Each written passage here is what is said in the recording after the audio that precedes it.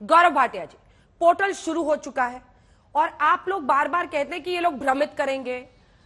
स्मृति ईरानी जी कह रही हैं कि भड़काएंगे एक खास संप्रदाय को। सवाल है कि ये आपका काम है कि आप सभी की जितने भी डर हैं या वो भयभीत ना हो, इसके लिए आप बताएं।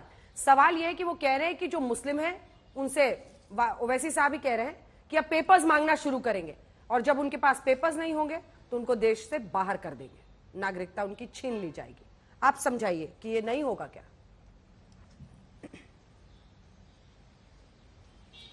अंजना जी, तर्क संगत बहस होनी चाहिए। सबसे पहले जो प्रमुख बातें हैं मैं आपको बता दूं, देश का हर नागरिक इस कानून का स्वागत कर रहा है और उसकी वजह यह है, भारत हमेशा मानवता के साथ खड़ा होता है, संवेदनशीलता के साथ खड़ा होता है और जिनके मानव अधिकारों का हनन होता है तो सबसे पहले भारत खड़ा होता है ये सुनिश्चित करने के लिए कि उनकी सम्मान और अस्मिता को ठेस ना पहुंचे।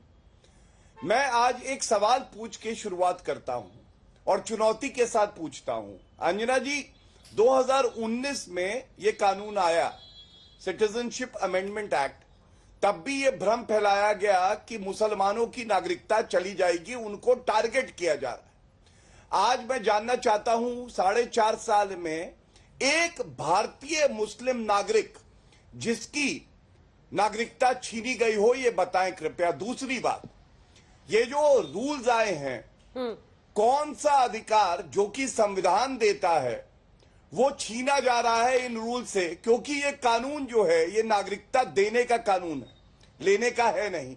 तीसरी बात, संविधान का जो दायरा है, जो मूल अधिकार है, किसी भी नागरिक के कौन से मूल अधिकार का हनन है और ये कैसे गैर संवैधानिक है, ये नहीं बताएंगे। लेकिन पहले एक एक करके पार्टियों का घिनौना चेहरा जो विपक्ष में है और तुष्टीकरण की राजनीति करती है उजागर करता हूं। टीएमसी, ममता बनर्जी कह रही थी कि मुझे जान देनी पड़े तो मैं दे दूंगी और मैं सीए को लागू नहीं करूंगी।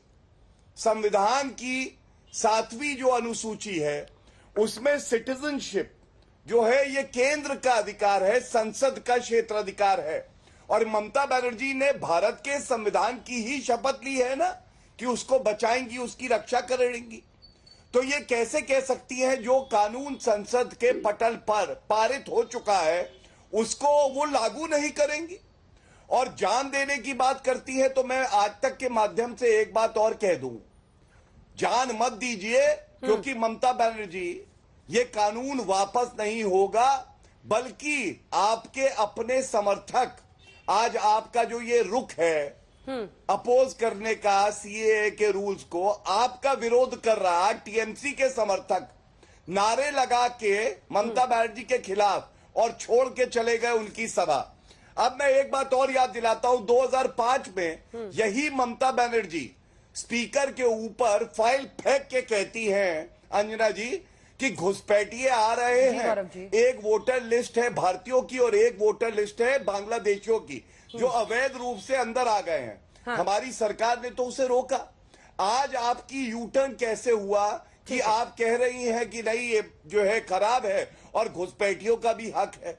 तो ये जानने का हक भारत की जनता को तो होना चाहिए। ठीक है, मैं आप वारिस साहब आपके पास आते हुए, देखिए संसद से कानून पास हुआ और अब सरकार बार बार ये सामने आकर कह रही है किसी की नागरिकता नहीं ली जाएगी, नहीं छीनी जाएगी, फिर क्यों आग लगा रहे हैं असदुद्दीन ओवैसी साहब? वारिस जी, देखिए अंजना जी, इसमें 2-3 चीजें हैं। सबसे पहली चीज तो ये है कि जो CAA का कानून आया है ये एक रिलीजियस की बुनियाद पे बनाया गया हुआ है।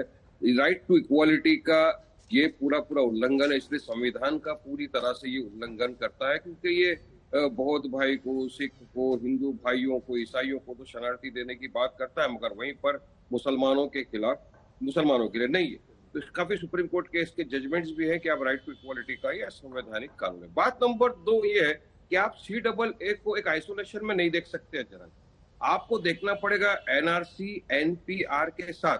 अभी जब सुप्रीम कोर्ट मॉनिटर्ड NRC की चीज हुई थी आसाम के अंदर, हमने सबने देखा करोड़ों रुपया खर्चा हो गए, तकरीबन उसमें लाखों हमारे हिंदू भाई बहनों के ही नाम गायब हो गए, कुछ मुसलमानों के भी नाम गायब थे उसमें लिस्ट में, जिसमें एक तो वहां के जस्टिस थे जो चीफ जस्टिस रह चुके थे पुराने, उनके भी नाम नहीं थे।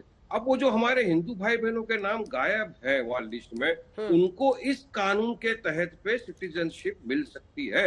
मगर वो जो मुसलमान लोग थे जिनके नाम किसी भी रीत से गायब थे, नहीं मिल सके, उनको आप सिटीजनशिप नहीं दे सकेंगे। तो ये बात नंबर 2। तीसरा बहुत अहम है। अब तीसरी बात जो बहुत अहम बात है, जो पूरा देश इस वक्त ये बोल रहा है, वो ये है कि चुनाव घोषित होने वाले हैं। 15-16 तारीख को हमने सुना आचार संहिता लागू हो जाने वाली है। तो मोदी जी अमित शाह को इतनी क्या जल्दी पड़ गई कि अचानक से CAA का ये सीधा ड्राफ्ट लेकर आ गए। हमारा तो पिटीशन भी सुप्रीम कोर्ट में पेंडिंग है। हमारी पार्टी ने तो पिटीशन डाला था जब ये CAA का आपके तीनों पॉइंट्स रजिस्टर हो गए। इन्होंने कहा तीनों कि पॉइंट्स ड्राफ्ट रजिस्टर आया हो गए। नहीं। हाँ, तीनों पॉइंट्स रजिस्टर हो गए। क्योंकि आप एक वकील हैं अरविंद वाजपेयी जी, एक सेकंड रुक जाइए अरविंद जी, छोटा छोटा जवाब, क्योंकि 6 पैनलिस्ट हैं, मैं चाहती हूँ सब लोग छोटा छोटा जवाब दें। वो कह रहे हैं कि अब जब इतने करीब है चुनाव, तो ये चुनावी दाव लग रहा है, चुनावी तरीके से, और NRC से अलग करके नहीं देख सकते। मैंने सुना पठान साहब को, कोई भी जस्टिफिकेशन नहीं है किसी भी पॉइंट में। 3 पॉइंट इन्होंने कहे।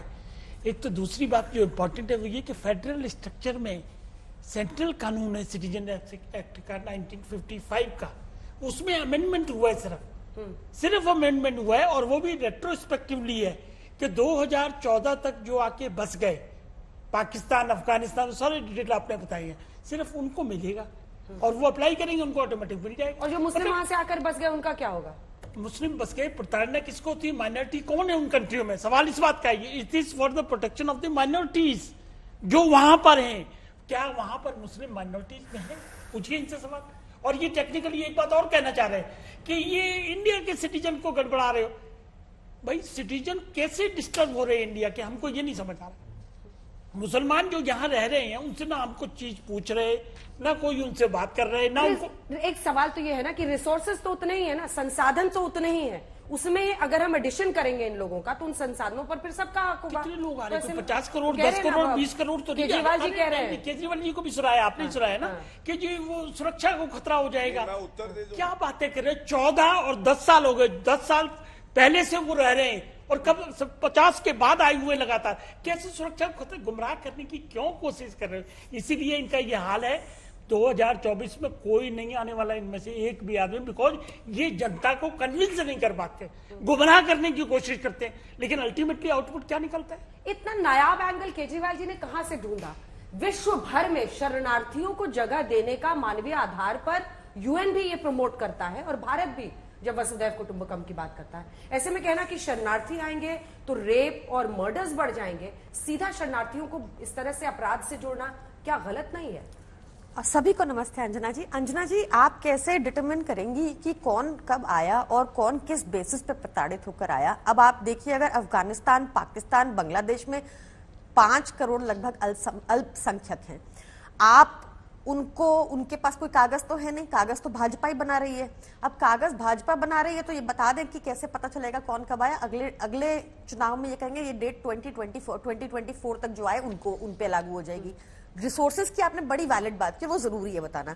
ये आपका डाटा है, इसमें आपने बताया कि देश के 26% लोग, यानी कि लगभग 40 करोड़ लोग ऐसा सोचते हैं कि बेरोजगारी एक बड़ा मुद्दा है। ये आपकी रिपोर्ट है, इसमें लिखा है अनएम्प्लॉयमेंट, बेरोजगारी से देश का हुआ बुरा हाल। ये एक रिपोर्ट है उत्तर प्रदेश की जो कहता है कि 93,000 लोग, जिसमें 3700 PhD होल्डर्स थे, 50,000 ग्रेजुएट थे और 28,000 पोस्ट ग्रेजुएट लोग थे जिन्होंने पियोन की नौकरी के लिए अप्लाई किया। ये बेरोजगारी का आलम है। उसके बाद ये एक आंकड़ा कहता है 42.3% ऑफ ग्रेजुएट्स अंडर 25 साल, ये सब बेरोजगार है। अनएम्प्लॉयमेंट रेट हाईएस्ट 8% हो चुका है।